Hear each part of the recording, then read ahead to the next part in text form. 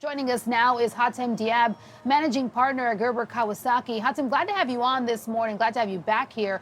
You say that the Ukraine and Russia crisis is the perfect catalyst for this greater adoption of EV and sustainable energy. Just break down your argument for that. Thank you for having me back, Alicia. I mean, we haven't seen a war in Europe since World War II, really, and it's the emergency or the Europeans are looking at this as really an existential threat, and it's really fueled by oil money. That's how Russia is financing this. And EVs are kind of the simplest way of being able to really constrain Russia's power, or at least reduce Europe's reliance on Russian oil.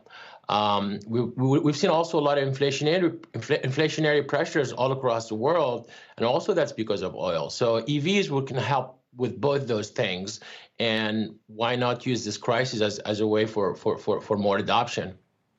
Could in the short term, though, because I think the counter argument to that is in the short term, while oil prices are through the roof, we could see kind of a focus on short term kind of reopening of, oil here in the U.S. and beyond, and that delay a potential kind of more immediate adoption.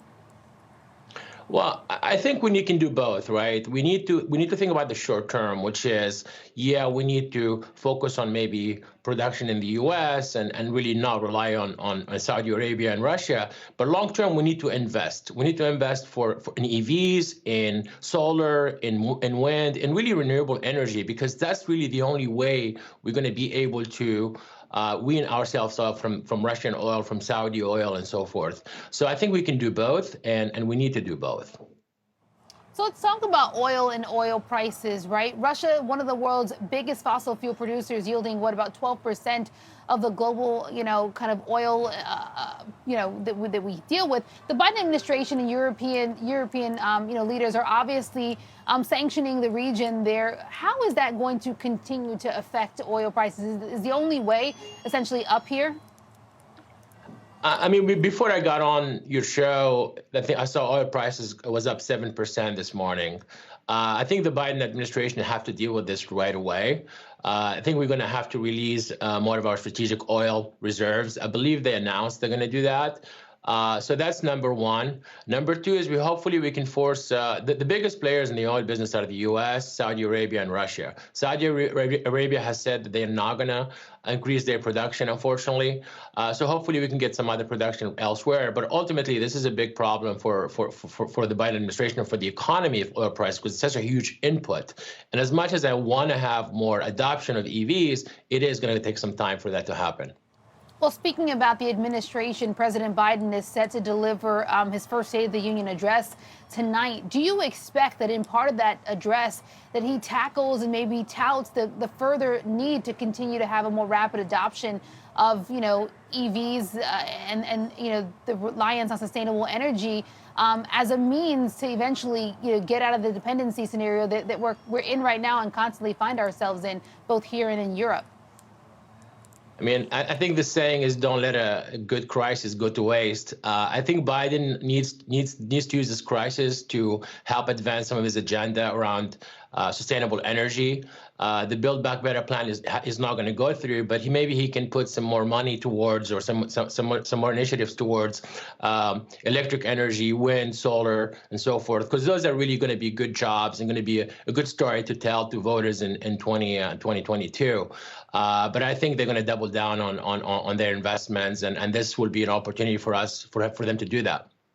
I want to get your thoughts on a headline that we talked about just a little while ago. Panasonic announcing plans to produce those higher, powered lithium-ion batteries for Tesla by March of 2024. Tesla kind of already working on their own as well. How revolutionary could these new kind of cell batteries, be for Tesla and the EV market as a whole here?